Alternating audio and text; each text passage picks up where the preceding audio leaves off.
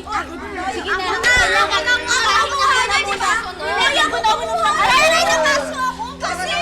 Uy, matapon pa yan! Sige na nga dyan na tayo!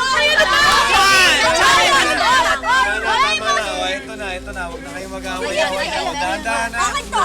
Uy, umayos nga kayo. Teka lang, pang-share yan eh. Hindi ah. Ay. Teka lang, sabaw kasi ito eh. Tapos itong tinapay akin to. Teka lang. Kinukuha nyo lang ang mga grabe, ulam na to. Ulam na to, pang-share na to. Janet, tama na. Pang-share na to. Mama, kasi tingnan mo, kinuha nila yung oras ko. Yung daya ko. Ito na kuya, ito na kuya. Kinuha sa akin yung oras. Bahala kayo dyan, akin na lang to talaga. Ano bang ulam na? Ano naman mawawala yan? Para namang ay kasi yung daya mo kasi kinuha nyo. Tama na!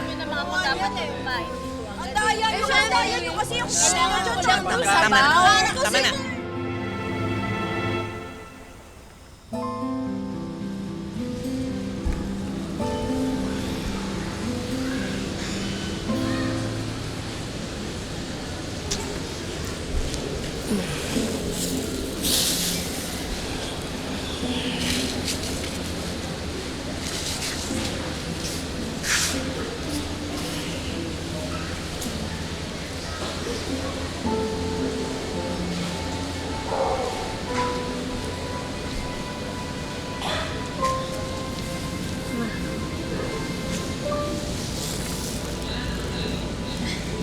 Tinapay para sa bunso kong malungkot.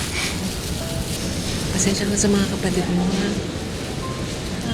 Okay lang, ma. Naintindihan ko na bawal silang magutom eh. Kakasakit sila. Ikaw ang bunso, pero hindi ka napapagod na umintindi sa mga kapatid mo.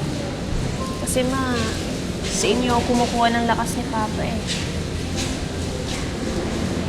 Siguro, kung ibang magulang yung natapat kina ate at kuya, sumuko na yun. Pero, saludo ako sa inyo ni Papa. Salamat sa Diyos kasi kayo yung binigay niya sa amin.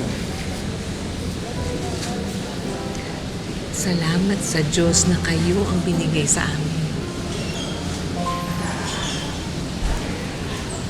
Hanggat kaya namin. Hanggang sa huling hininga, aalagaan namin kayo. Ma, pangako sa'yo, mag-aaral ako ng mabuti.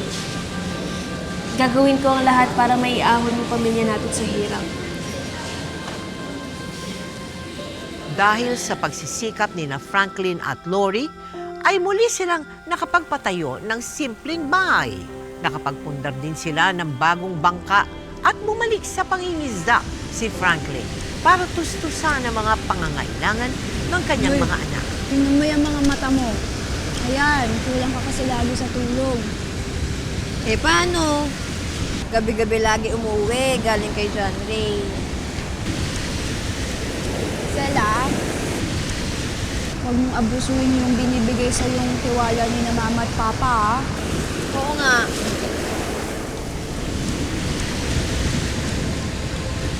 Kumain ka na ba? Kalmusal natin kanina, sinuka mo lang din.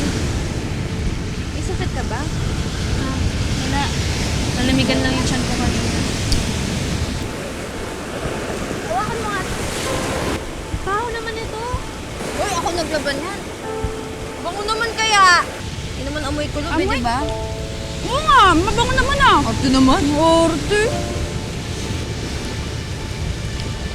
Kumain ka na lang dyan. Bango naman ah. Tatlong beses pa yun.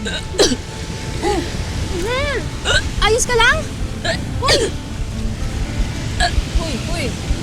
Uy, anong problema?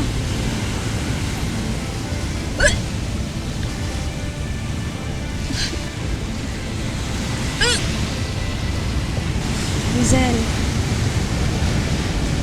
tama ba yung hinala namin? Buntis ka?